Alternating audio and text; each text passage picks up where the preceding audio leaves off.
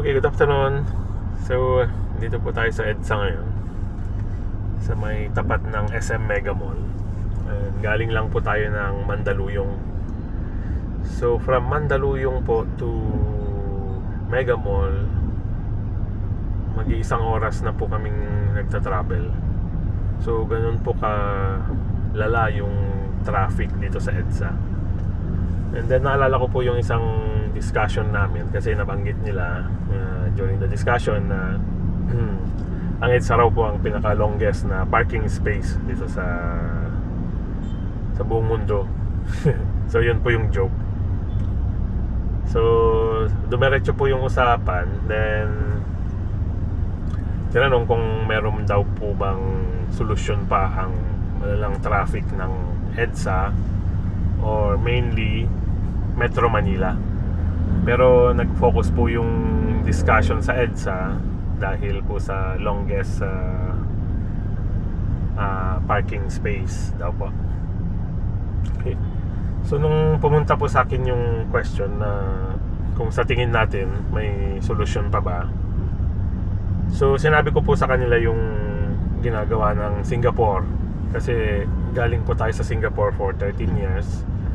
So ang style po nila, kung let's say magdadagdag ng 100,000 na units this year, kailangan by end of the year kailangan may lalabas ding 100,000 units kasi meron po silang doon, limit na parang Japan, maximum of 10 years.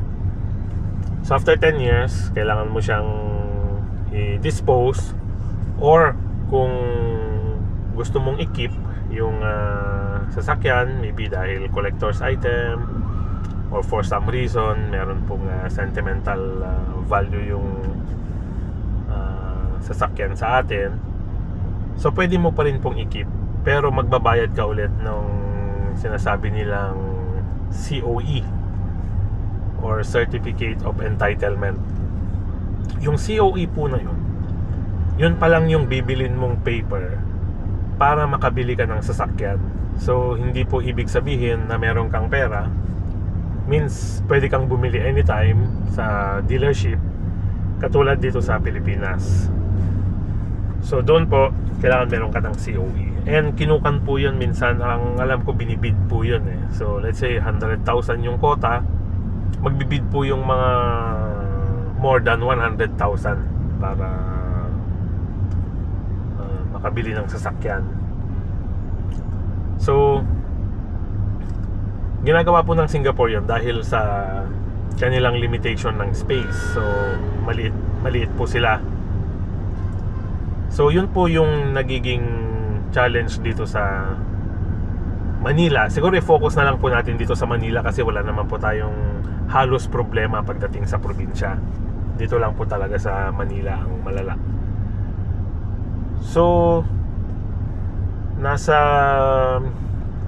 nasa stage tayo sa automotive industry na ang mga manufacturers like Toyota, Mitsubishi, Nissan, Isuzu, so lahat po ng brand, Kia, and ngayon po may dumagdag mga electric vehicles ng BYD and Tesla.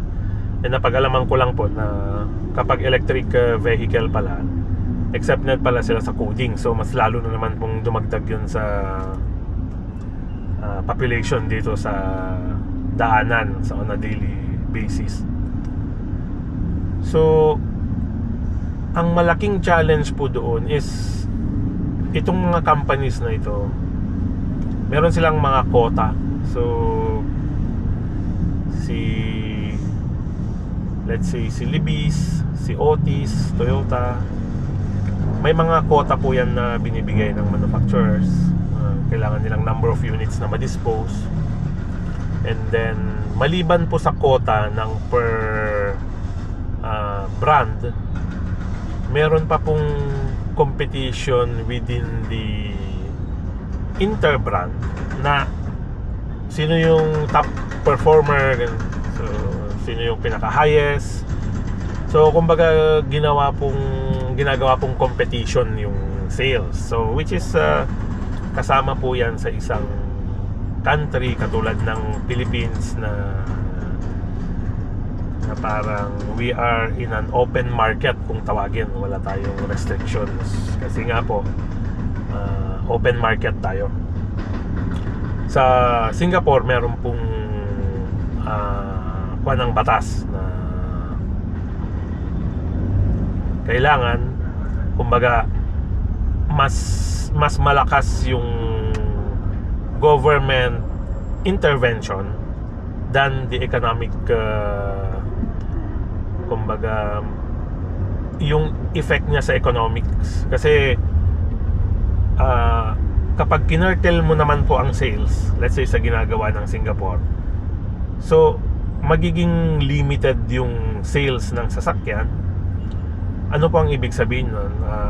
Sunod-sunod po ang impact nun sa economy natin. Means mas less yung tax na makukuha ng government, and then mas less yung labor, meaning yung mababawasan po yung mga available na trabaho.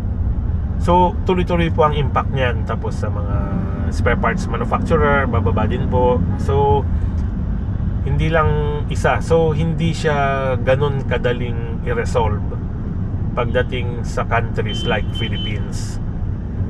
So kailangan talaga ng matinding planning, urban planning, kasi unang-una po ang Manila hindi po siya before na i-design na pang sasakyan. Naka-design po tayo ng kalesa during the Spanish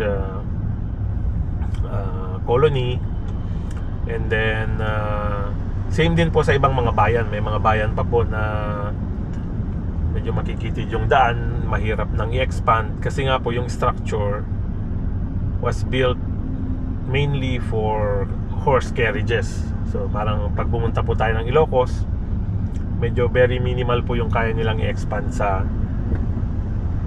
road widening. Okay? So yun po yung malaking challenge dito sa atin. Kaya medyo mahirap pong i-solve itong case natin dito sa Manila kasi ilang daang sasakyan po ang lumalabas everyday na brand new unit, and wala pa po dyan yung surplus market, yung mga second hand market. And then maliban sa sasakyan, meron tayong mga trucks, buses, so may motorcycles. So paano po natin aayusin yung isang problema sa congestion kung puro tayo dagdag? So dagdag. So kahit ano pong widening ang gawin natin sa mga kalsada natin, darating po yung point na talagang hindi makaka-catch up yung ating widening sa pagdami ng mga sasakyan. So yun po ang isang kwan dito. Yun po ang isang malaking challenge. Sabi ko, hindi ko rin alam kung paano i-solve ang problema ng traffic sa Manila. Pero kung gagamitan po natin ng talagang political will, kung tawagin nila government intervention, na ito lang dapat ang number of sasakyan dito sa Manila, kasi ito lang ang kayang i-accommodate ng roads natin. Kaso again, dyan na naman pupunta po yung mga rights na hindi mo pwedeng gawin yan sa Pilipinas kasi pinagbabawal yan ng batas.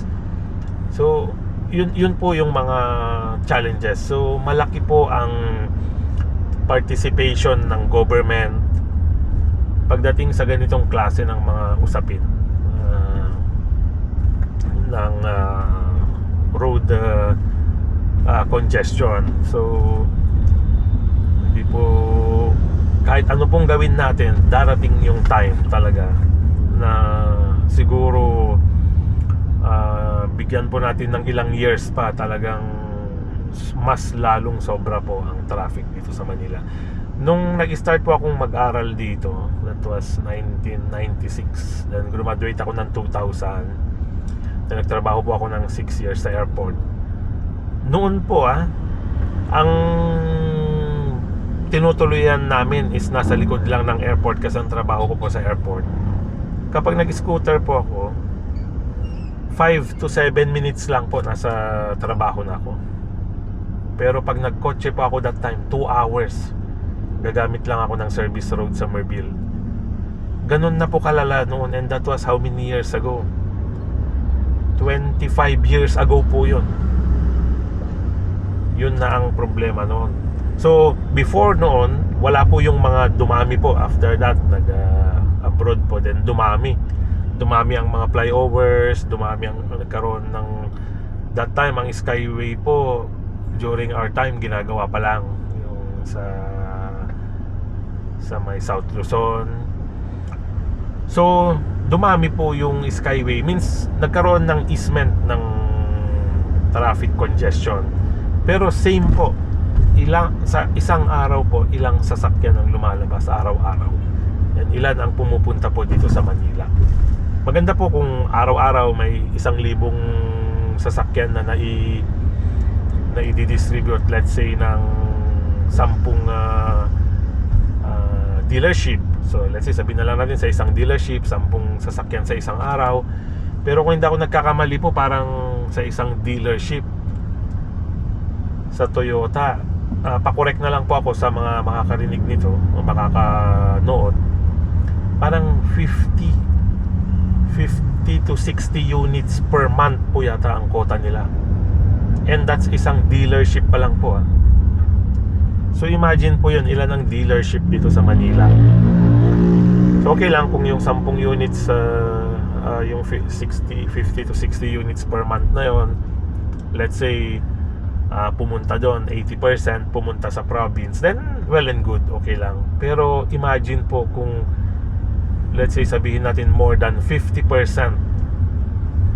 ng 50 units, sabihin na lang natin. So ibig sabihin po 25 units per month per dealership ang nadadagdag dito sa Metro Manila area. So bilangin po, i-multiply natin times ilang dealership po kaya ang nandito sa Metro Manila. Siguro baka meron po kayang 50 dealerships. So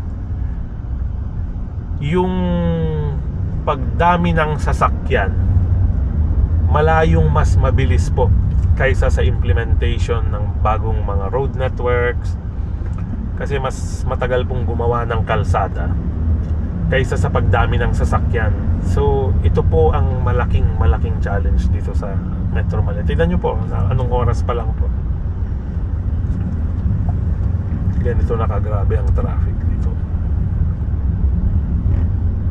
So another thing is na ginawang solution ng, let's say, Singapore. Yung Singapore na lang po ang gagamitin natin kasi mas familiar po ako ng information doon, dahil medyo nagtagal po tayo sa bansang yon for almost 13 years. Nakita po natin kung paano sila mag-develop ng infrastructure nila.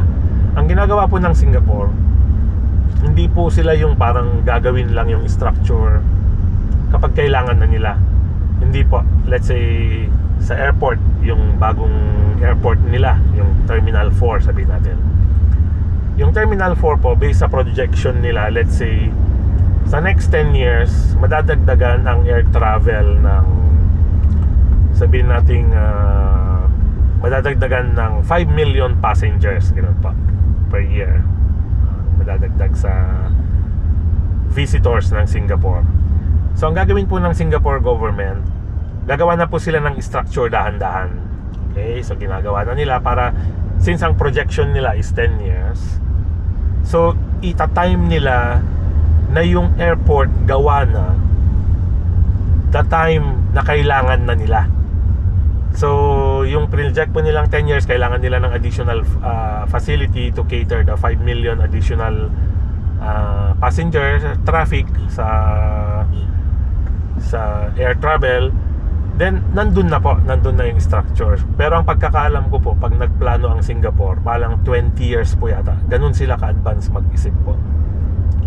Tinitignan nila, pinag-aaralan na nila yung problema, and then ginagawa na nila dahan-dahan. So pag let's say bumaba po yung demand ng air travel, i-slow down din po nila yung construction ng airport, parang ganun po. So tina-time nila na just on time na nandyan na yung facility pag kailangan nila. Hindi rin po na masyadong mabilis yung development nila nung structure na yun na hindi pa naman kailangan. So ganun po kaganda ang vision, ang planning ng government nila. Maliban dun po sa planning, yung talagang yung transportation po ang isang napakaganda ron. Lahat po inclusive, pati po mga naka-wheelchair, yung bus nila, kine-cater nila para sa mga naka-wheelchair, pati MRT. Kaya nga po yung mga naka-wheelchair doon, kaya nilang mag-move around sa buong Singapore kahit naka-wheelchair po sila. Kasi po yung bus nila, pinapalitan nila ng mga kayang mag-cater ng PWD. So yung transportation din po ang isang napakaganda. Let's say yan po, tama-tama dumaan yung train. Yung train po doon, kapag sinabing ganito ang travel time, ganito ang travel time. Kaya nga po pag nag-planning ka doon, meron kaming isang kaibigan na pumunta ron, agent po siya ng property. Sabi niya, Dominic, napakagandang mag-set ng appointment dito. Sabi niya, kasi sa Manila, swerte na kung makadalawa akong parang meet up with the clients. Dito, grabe, ang dami. 10 to 15 clients per day ang kaya niyang ma-meet para mag-present ng mga projects dito sa Pilipinas. And then sabi niya, pag sinabi mong 2 minutes ang travel time, 2 minutes ang travel time. So yung bus, ganun din. Makikita mo sa application what time parating yung bus, anong klase ng bus, saan pupunta, by numbers po kasi doon. Let's say bus 89 pupunta sa Serangoon, gano'n. Bus 919 pupunta sa Tampines, gano'n. So yun lang, kailangan yung i-memorize po yung numbers doon kung saan pupunta, kasi wala po yung parang dito karatula may nakalagay Cubao, Ortigas, wala po, walang karatula doon ng pangalan. By numbers po sila. And then ano pa po, so yun yung ginagawa nila. And then yun po yung extreme, yung kapag let's say may quota lang na 100,000 units this year, 100,000 lang po talagang i-import nila, and then kailangan may lumabas din na 100,000 unit para maging usable po yung kotse. Kasi kung hindi po, talagang grabe, ganito rin po ang mangyayari pag wala po tayong control. So yung issue po sa economic point of view, kasi yun nga po, malaki ang impact niyan sa economics natin, sa income ng gobyerno. So ang nakita kong ginawa nila para ma-augment po yun is yun po, yung sa COE, na kaya nga po ang Singapore ang may pinaka most expensive Toyota Corolla, kasi sikat na sikat po ang Toyota Corolla doon. Pero ang nag-average po ang price ng Corolla doon kapag kinonvert natin sa Philippine peso, parang 4 to 4.5 million. Hindi dahil mahal po yung Corolla, kundi dahil yung mahal yung COE. Parang 100,000 plus ang COE ng Corolla. So kung 100, let's say sabihin na lang po natin, ang last po yata na nalaman ko noon is $125,000 Singapore yung COE. And then yung Corolla is actually $30,000 lang. So parang ang Corolla niya, kung 1 million dito sa Pilipinas, 1 million din doon. Pero yun nga po, naging times 4, kasi yung 120,000 na COE, so naging 4 to 5 million na po yung Corolla. Pero bakit po nila ginagawa yon? So unang-una, makontrol itong ganitong sitwasyon, hindi sila pupunta sa katulad ng sitwasyon ng EDSA. And then parang hindi nila ine-encourage na kahit may pera ka, dahil gusto mong bumili ka. Kailangan, napakakuan po, pinopromote nila ang kanilang public transportation. And then ang taxi po nila doon very reliable. Tuwan-tuwa po ako pag yung nakukuha ko yung Mercedes-Benz. Alam niyo po, taxi nila doon Mercedes, no? Pero same lang din po ang bayad. Hindi po dahil Mercedes yun mas mahal. Gustong gusto ko po yun kasi napakagandang kotse po ng Mercedes, and pinantataksi lang po nila doon. So ganun po kaganda. So again, going back sa topic, sabi ko it makes sense yun na gawin, pero gaano siya kalaki ng impact dito sa Pilipinas, yun hindi ko po masasabi, kasi mahirap pong i-compare, or it's not apple to orange to compare Singapore and Philippines. So maybe we can compare Singapore and Metro Manila area. Yun, pwede po natin ikumpara. Pero to compare Singapore sa buong Pilipinas, hindi po natin pwedeng ikumpara kasi Philippines is just too big to compare. And magkaiba po ang geographical kwan natin.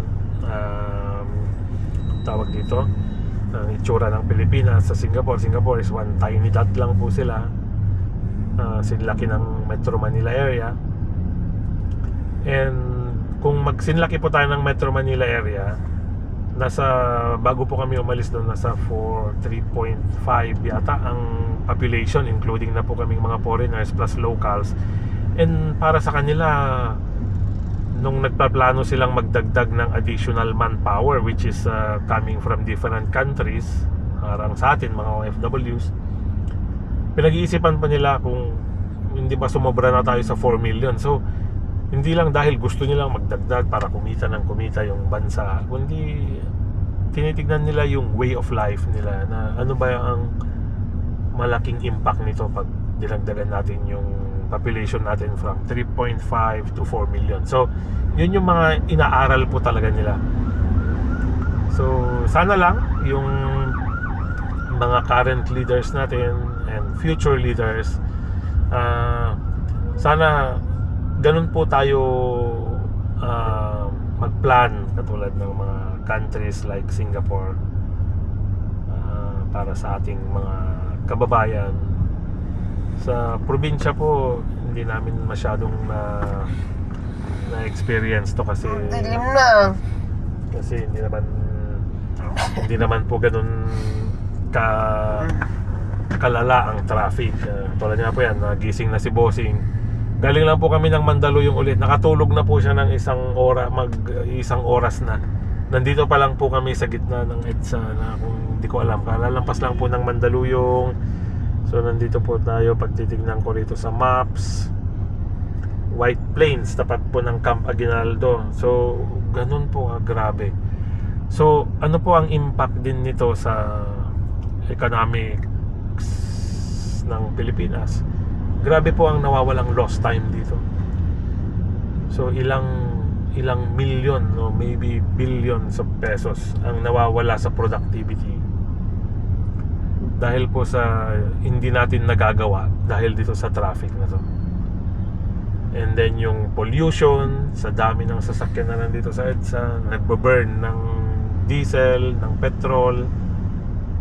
So yung environmental impact, ganun po kalaki, ka-heavy. Kaya sabi nung kasama ko sa trabaho before sa airport, taga Cebu po siya, sabi niya alam daw nila pag pa-approaching Manila na sila, kasi ang usok daw po makikita nyo parang concentrated, parang nababalot daw po ang Manila sa usok kasi nagbabarko po sila coming from point of view ng dagat. So yun, Manila na, kasi nakikita na nila yung black smoke na nagko-cover sa Metro Manila. So ibig sabihin, tingnan nyo po sa health wise ng natin, Yun po ang araw-araw na nilalanghap ng ating baga, yung smog. So yung grabe ang presence ng carbon dioxide sa atmosphere na nilalanghap natin. So ganun po kalaki ang impact ng dahil lang po sa ganitong klase ng sitwasyon sa traffic. So sa mga gusto pong mag-comment kung sa tingin nila ano pang kaya nating magawa rito, mag-comment lang po. Baka lang po meron tayong makanood na taga-government. So sa government naman po natin, talagang everything po para sa akin lang. Hindi po ako government person, wala po ako sa politics, pero napakalaking bagay po ng tinatawag nating political will. Talagang kapag gusto po natin, kaya natin yan. So sana mapag-isipan ng mabuti, kasi talagang for the next 10-20 years po, pag hindi natin gawan ng paraan itong traffic congestion na to, hindi ko lang po alam kung anong next na kabanata rito sa itsura ng mga lansangan natin. Siguro yung, kasi yung pupuntahan natin SM North EDSA 11 kilometers lang po, pero 1 hour and 15 minutes po yata ang calculation kanina. Pero nandito pa lang po tayo sa White Plains, 40 minutes. Imagine po, 40 minutes to travel 6 kilometers po. 6 kilometers lang po yan. Dapat 6 minutes lang po yan sa probinsya. Sabihin na natin pag normal na biyahe 10 minutes. Ganun po kalaki ang nawawalang oras. And then again, pagdating po sa health and wellness ng mamamayan, pagod na po tayo sa trabaho, pero yung pagpasok pa lang natin sa kapag uwi natin, ganito pa po ang ating dadanasin sa daan. Talagang very very stressful na po ang ating daily life dito sa Metro Manila kapag talagang hindi po ito mapag-isipan, maplanuhan para po magawan ng paraan. Sana po pag nagpaplano yung ating mga leaders, wag po yung planong pansamantala or para ngayon lang. So hindi ko po dahil promote ko ang Singapore dahil galing kami doon, pero yung mga best practices po nila doon, ang sarap pong parang gayahin. So kasi best practices po yun, hindi naman po masamang gaya, basta para sa i-improve natin. And kung meron lang po sanang government parang collaboration na mag-train ang ating mga government officials para i-train, let's say, ng Singapore government kung paanong magandang gawin nila. Humingi po tayo ng tulong sa mga experts, let's say sa usaping flood control. Humingi po tayo, let's say, ng expertise assistance, let's say sa Netherlands, being isa sila sa pinaka-experts pagdating sa water management. So sa traffic naman po, yun, let's say Singapore. We found a faster route via Epifanio de los Santos Avenue, Maharlika Highway, Pan-Philippine Highway, Route 1, Asian Highway 26, C4, which saves 4. Let's say, tingnan nyo po, katulad ni Google, tumutulong na siyang maghanap, pero yung paghahanap po niya, alam nyo po kung ilan yung i-offer niya? Makakasave lang daw po ng 4 minutes. Ganun lang po ang kaya niyang i-offer. So pag ganun, idiretso na lang po natin itong EDSA. Okay, so yun lang po ang ating chismisan for the day. Usaping traffic po dito sa Metro Manila. And actually yung noon po, nung nandito pa kami sa Manila, parang nagkaroon yata ng initiative ng carpooling. Maganda rin po yan, yung carpooling na yan. Simulan natin sa mga magkakasama, mga magkakilala. So meron pa nga pong iniisip noon na parang yung mga nanggagaling ng outside Metro Manila, nung nag-uusap-usap po kami, pwede rin kaya na iwanan na lang yung sasakyan, let's say sa ano po yung pinakamalapit na area, let's say from north sa Bulacan. Yan. Gagawa po ng isang malaking parking space, doon natin ipapark yung sasakyan, and then may bus doon para pumasok, let's say sa Metro Manila, ganun. So yun po yung mga initiatives na pwede nating gawin. Yan, magbisikleta po dito sa Metro Manila para lang talagang mabawasan po, kasi kahit anong gawin po natin, kahit anong gawin road development, itong mga bus lane na yan, tingnan po natin na yung bus lane, may, para sa akin po ito, tingnan po ito, yan yung bus, dumaan yung bus, pero ilang bus po ang dumadaan dyan. So meaning, while katulad yan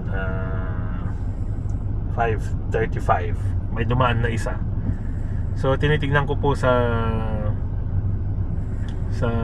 likod, wala pang nakasunod na bus. So yung next bus, ilang minutes ang interval niya para ma-maximize yung usage ng daan na yan, kasi hindi po nila pinapadaanan sa ibang sasakyan, kundi sila lang ang dumadaan. So kung titingnan po natin, worth ba na binablock yung isang lane na yan para sa bus na dumadaan lang every how many minutes? So ganun po sana yung mga planning na, doon naintindihan po natin yung laman ng bus is let's say 30 passengers, so parang equivalent to 30 cars na po yun ang dala nun kapag sa isang sasakyan isang tao ang laman. So yan ba ang solution po sa bus, o dapat po dinagdagan mo na lang yan ng isinama mo na lang yan yung lane na yan para ma-ease mo yung congestion dito sa 1, 2, 3 4 sa 5 lanes. So yun po yung mga, ito meron pa, so 5:35, so every 1 minute, so means maganda po para sa akin every 1 minute may isang bus na dadaan. So sa laman ng bus 30 passengers, so malaking kwan po yun. Kasi kung blinak naman natin sila doon, pag-referry naman nila ang affected. So isa pa po palang magandang ginawa sa Singapore, ang dami po nilang tunnels doon. So mga daanan, mga underground, yung mga trains nila nasa underground. So yun po talagang kahit anong widening na po ang gawin natin dito, talagang ma-reach po natin yung time na hindi mo na kayang mag-expand ng through widening. Then what's next? Yun yung ginawa nila, nag-skyway. What's next after skyway? Okay, underground. So yung underground natin, medyo ang underground po kasi ang challenge niyan, mahal, and hindi po basta-basta ini-implement sa places like Manila na binabaha. So kailangan masolusyonan muna yung problema natin sa flooding bago tayo gumawa ng underground structures. Okay? So yun lang po ang ating naging chismisan habang nandito tayo nakaupo sa EDSA ng ilang oras na. Dadalawang oras na po tayo Grabe po, from Mandaluyong to SM West. And meron pa tayong 37 minutes from our current location based kay Google Maps. So ano ba yung mga pwede nating gawin dito para maging productive tayo? Baka one day hindi na lang po work from home ang magiging style natin. Baka meron ng work from car, kasi dito po sa 2 oras natin lang sa EDSA, kapag trabaho na tayo ng ibang emails, Okay? So meron po kayong nakikitang ideas dyan, share lang po, and then let's see kung one day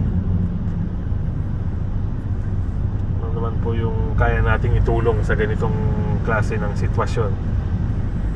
Okay? Salamat po.